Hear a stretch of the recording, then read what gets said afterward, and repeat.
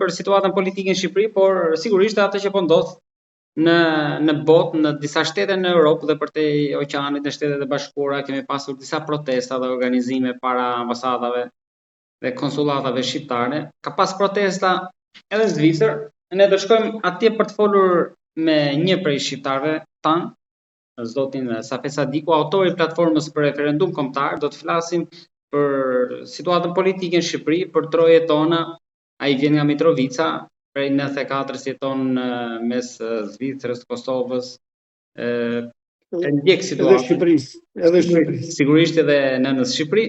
Edhe do na jap edhe një mendim edhe për atë që po ndodh në Zvicër, pra organizimet për protestën atje. Duket sikur situata me Zvernecin ndezi jo vetëm në Tiranë, por në gjithë një pjesë të mirë të Europës. Zoti Sadiku, përshëndetje dhe faleminderit. Përshëndetje dhe faleminderit për kohën që gjetët. Faleminderit ju. Çfarë në dijenin tuaj si po ecin organizimi, sa protesta janë zhvilluar, ku deri tani në Zvicër? Tani është për të kaluar më pas në Tiranë për të folur shumë dhe për atë. Tema aktuale është protesta kundër regjimit tranzicionit, do ta thojë unë kështu. Dhe në fakt ka pasur protesta në Paris, në Milano, në për shumë qendra në Berlin, edhe këtu në Zvicër, në Bern ka pasur, tani po bëhen përpjekje edhe në Bazel të organizohen, nuk e di sot e kanë fiksuar datën. Domethënë është një shqetësim edhe një ngritje, një zhgënjim i përgjithshëm, domethënë, për ato që ne kemi parë si keq qeverisje në 35 vitet e fundit. Në Zvicër janë përfshirë shqiptarët e Kosovës e të trojeve apo vetëm shqiptarët e Shqipërisë? Çështja shqiptare është e pandashme. Duhet ta pranojmë këtë fakt. Ne jemi një, po e kam fjalën tek ngjeshmëria më shumë, si ka nisur? Absolutisht është e pandashme dhe të gjithë edhe sepse në fundit kemi një betejë të përbashkët për ta bërë shtetin ligjor. Shteti ligjor fatkeqësisht ende nuk po bëhet. Dhe çdo shqiptar në gatishmën lirik e ka këtë ndjesi. Dhe tani me ato që ne shohim nga protestat, nga organizimi i protestave, duket qartë se janë akumuluar shumë energji që janë zhgënjur njerëzit deri tani. Domethënë ka shumë faktorë, jo vetëm rasti i Sazanit ose i ngjarjeve të fundit atje për mungesë të respektit të ligjit për ambient edhe për ligjin për investime strategjike e tjera, po ka, domethënë në përgjithësi në shoqërinë shqiptare ka një zhgënjim total të viteve të fundit sidomos. Nuk mbetet pas edhe Kosova, sepse në 2 vitet e fundit po kalon një krizë kështu permanente. Edhe edhe Kosova, domethënë që ka pasur ato krizat e veta, domethënë nuk kemi shumë probleme të natyrës politike. Unë i quaj këta nuk kemi bërë ende të pavarur nga faktorët që na kanë përcjell gjatë historisë.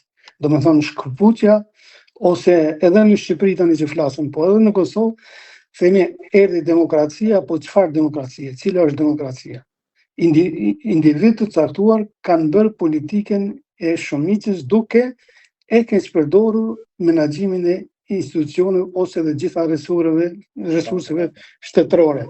Dhe në këtë pikë keqpërdorimi më i madh është bërë pjesës politike. Domethënë politikisht elita ka dështuar dhe nuk ka moral as etik për dalur përpara elektoratit shqiptar. Ju thoni që duhet një elitë e re shqiptare. Absolut, një elitë e re me sistem të ri politik. Po çfarë paraqikon platforma për referendum kombëtar që ju si funksiononi si organizëm aktivitetet? Shiko, tani ky është një studim, do të thoja, që unë me shumë fakte kam folur edhe janë të botuara, është program afat gjatë, jo afat shkurt. Shqipëria dhe Kosova fatkeqësisht deri tani që flasim nuk ka qenë në gjendje klasa politike të pranoj administratën që i ofrohet nga BE. Është shumë rëndësi.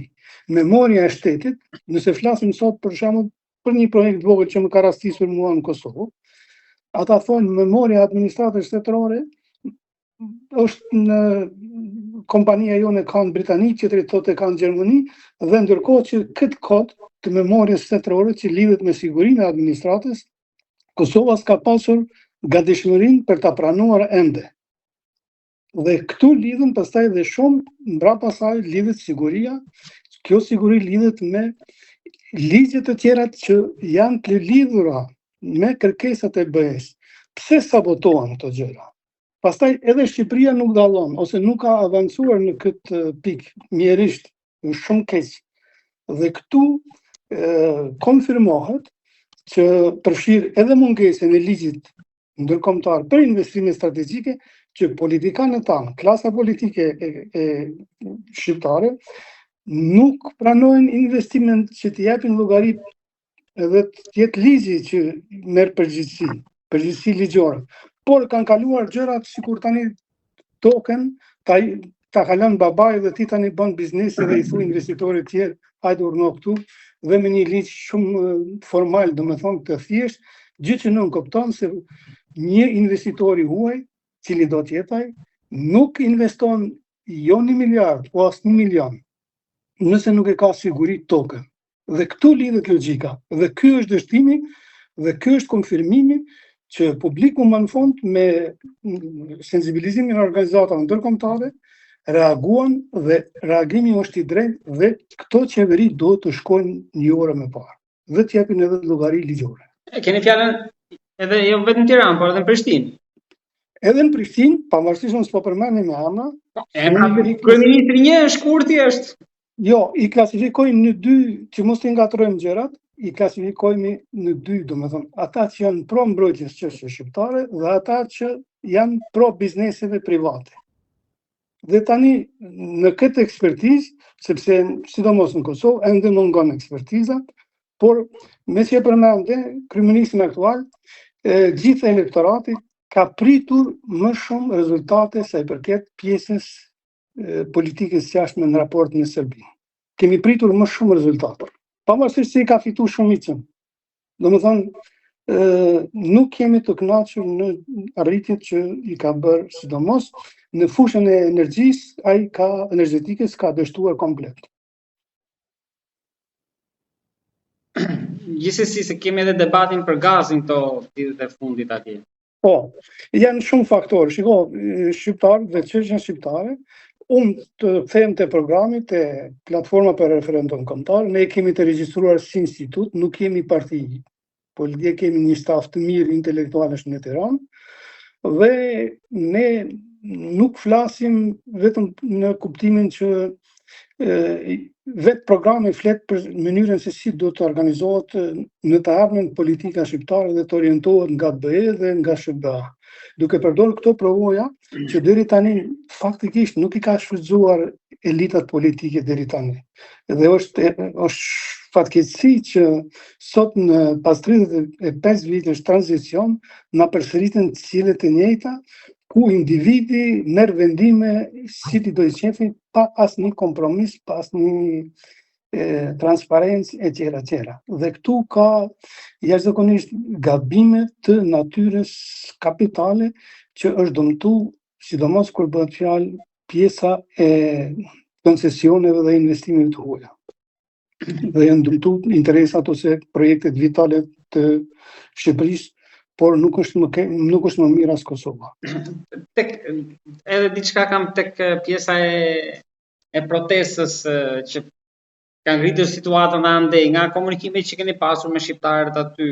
Pra, kjo gatishmëria për të qenë pjesa e asaj që po ndodh në Tiranë, shkon deri aty sa mund protestohet atje, apo mund të ketë që mund vinë në Shqipëri për të protestuar? Shiko, e thash, protestuesit ju kanë bashkangjitur protestes në Parim pasi që janë të zhgënjur. Ka shumë faktorë, mos t'i numërojmë tani, në kuptimin që qeverit nuk kanë bërë atë që është dashur në bërë.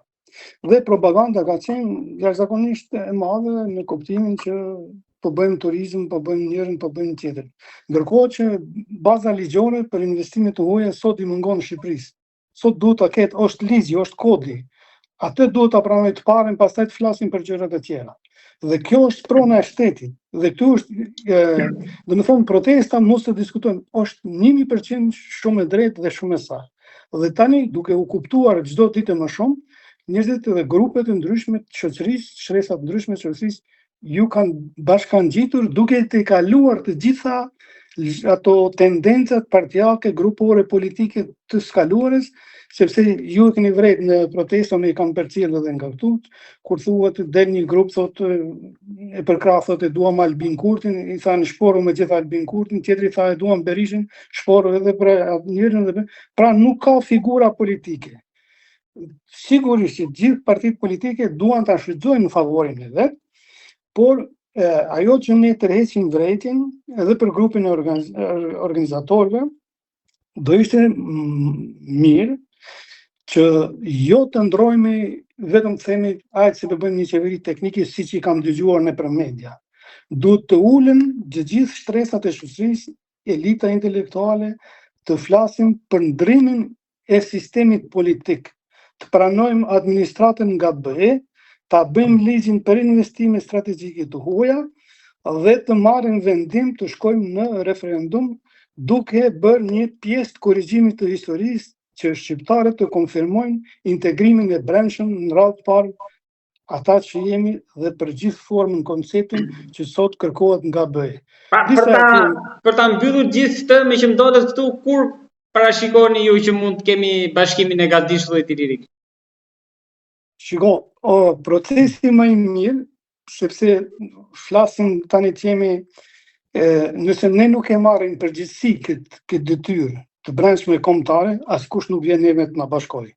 Ne duhet pranojmë rregullat që na ofron BE, sepse aty ofrohet siguria, duke ofruar në sigurinë në këtë pjesë të administratës, që të bëhemi me të njëjtën administratë çush kanë vepruar shtetet e tjera. Të themi, unë i kam përcjell integrimet që ka bërë në BE Bullgaria, Rumania, Slovenia dhe Kroacia.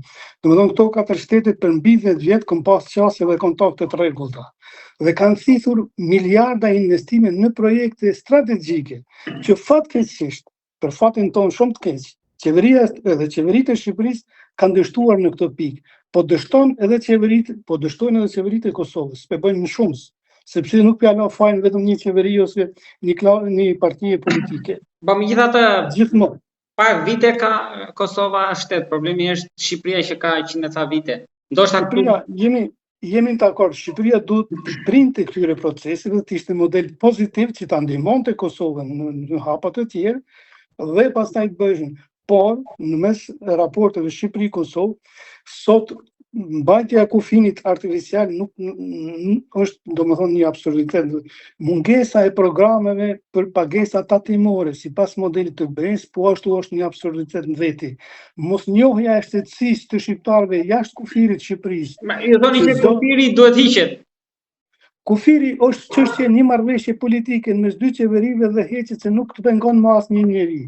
Shtetësinë për të lindur një shqiptar si në Kosovë, si në Iliri ose kudo, është forma që këto gjëra kanë mundur të rregullohen. Tani nuk janë rregulluar. Tani ne kemi propozuar opsionin e vetëm politik që të vendos për këto vendimarrje të bëhen nga populli përmes votimit të referendumit në këto vlera kapitale të brendshme, që nënkupton një integrim i mirëfillt i identitetit, i kulturës dhe i programeve zhvillimore ekonomike, gjithmonë sipas modelit dhe në bashkëpunim me BE-n dhe me SHBA-n.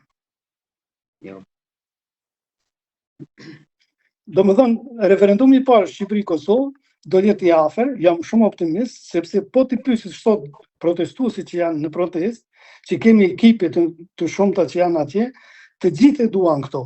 Normalisht, në terminologji ne jemi pak më të rezervuar, ne kemi përdorur termin integrim, ata përdorin Shqipëri etnike, njëre ashtu, po ju thoni kemi një integrim mes njëri tjetrit fillimisht. Duhet integrimin mes njëri tjetrit, që edhe një sistem bankar që funksionon në Shqipëri duhet funksionon i njëjti edhe në komuna tjera shqiptare, qoftë në Kosovë, qoftë në Iliri, qoftë në Kosovë Lindore, ose në Sanxhak, ose të shqiptarët në Malzi, pastaj vjen radha dhe Çameris, patjetër se s'do ta harrojmë. Por pjesën e problemeve historike, instituti ka parapa pastaj të ngre ekipe studimore të cilat fakte janë, por nuk janë publikuar të asnjë institucion ndërkombëtar. Besoj që i ka ardhur momenti, ju e thoni një shprehje të bukur, i ka vdek nana kësaj pune. Fjala juaj vesh perëndis. Unë të falenderoj shumë për bisedën, shpresoj ne do dëgjojmë sërish edhe në varësi të situatës ande. Ju falenderoj edhe juve dhe një ditë të mbarë dhe mbarësi protestave dhe uroj që jo vetëm për të shkuar sa më shpejt qeveria aktuale, sepse nuk ka edhe kuptim as kredibilitet kështu moral, por që uroj që shqiptarët të ulen mendjet e ndritura dhe të mendojnë për të ardhmen si do bëhet zgjedhja më praktike. Pa eufori. Të falenderoj shumë për bisedën. Faleminderit.